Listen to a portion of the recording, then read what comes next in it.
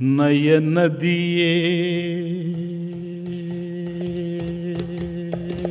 ನಯನದಿಯೇ दर्शन करने को नयन दिए दर्शन करने को श्रवण दिए सुनो ज्ञान रे नयन दिए दर्शन करने को श्रवण दिए सुन ज्ञान रे कहत कबीर सुनो भाई साधो आ, आ, कहत कबीर सुनो भाई साधो कंचन निपजत खान रे कंचन निपजत खान रे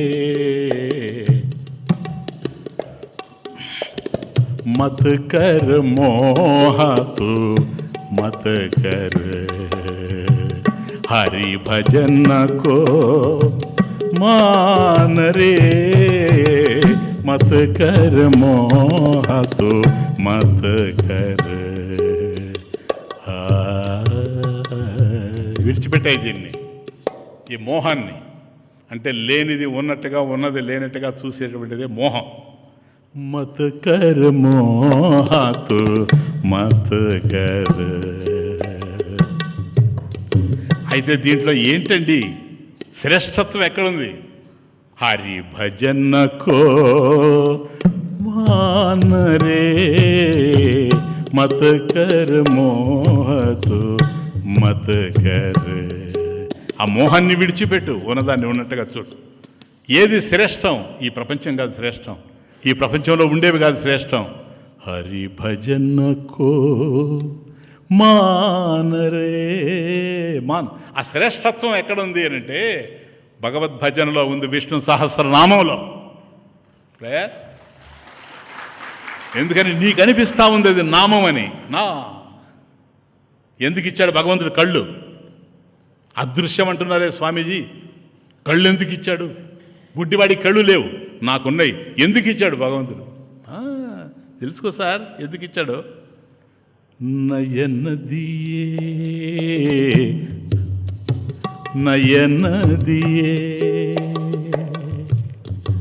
नयन दिए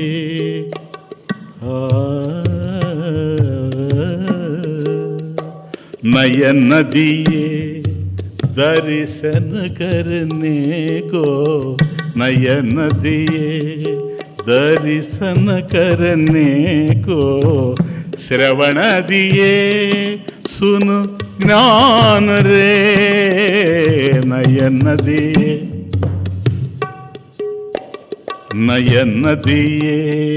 दर्शन करने हो नयन दिए दर्शन करने को श्रवण दिए सुनो జ్ఞాన రే నీ కళ్ళు ఇచ్చాడు కదా భగవంతుడు దేనికి ఆయన్ని దర్శించడానికి సరేనా మరి ఆయన అదృశ్యం అంటున్నావు కదా మరే చెవులు కూడా ఇచ్చాడు కదా శ్రవణ దియే సున్ జ్ఞాన రే గురువు బోధించేటువంటి జ్ఞానాన్ని గనక సక్రమంగా నువ్వు శ్రవణం చేయగలిగితే ప్రబోధ సమయే at the time of teaching ఆ తర్వాత నీకు కనిపించేది ఏదో కాదు పరమేశ్వరుడే అంతా పరమేశ్వరుడే ఇదిగో చూడు ఇప్పుడు చెప్తున్నాడు కదా ప్రతిబోధ విదితం మతం కాబట్టి ప్రతి ఆలోచనలో ఉన్నటువంటిది ఆ జ్ఞానం ఏదైతే ఉందో ఆ జ్ఞానం అంతటా ఉంది ఆ జ్ఞానానికి ఏవైతే దృశ్యాలుగా ఉన్నాయో అవి పోతూ ఉన్నాయి కాబట్టి నువ్వు ఎక్కడ ఉండినా ఏమి చేస్తూ ఉండినా ఆ జ్ఞానాన్ని చూస్తూ ఉండాలి సార్.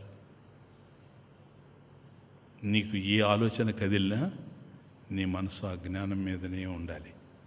ఎవరు వచ్చిపోతున్నా, ఎట్లాగైతే కళ్ళు వీళ్ళు వచ్చారు పోయారు, వాళ్ళు వచ్చారు పోయి తెలుసుకుంటుందో, మనసు తెలుసుకుంటుందో, అట్లాగే ఆ మనస్సులో నడిచేటువంటి ఆలోచనను కూడా ప్రతిబోధ విదితం. అది ఇప్పుడు అర్థమైందా మీకు? ఆకాశం ఉంది, వస్తువులు వచ్చిపోతూ ఉన్నాయి, కానీ ఆకాశం అలాగే ఉంది. నీ చైతన్యం ఉంది, అన్నీ తెలుస్తున్నాయి, పోతున్నాయి, అన్నీ సమస్త నడిచిపోతూ ఉన్నాయి, కానీ అది మాత్రం అట్లాగే ఉంది. అందుకని కళ్ళు ఇచ్చాడు చూడమని, కానీ కళ్ళతో చూడమని కదా దాని అర్థం. అదృశ్యమైపోతుంది కదా, నీకు కనిపించాలి, అంతే కదా. శ్రవణ దియేసును జ్ఞాన రే कहत कबीर सुनो भाई साधो, कहत कबीर सुनो भाई साधो, कंचन निपजत कान रे, मत कर मोह तो मत कर, हरि भजन को मान रे, मत कर मोह तो मत कर.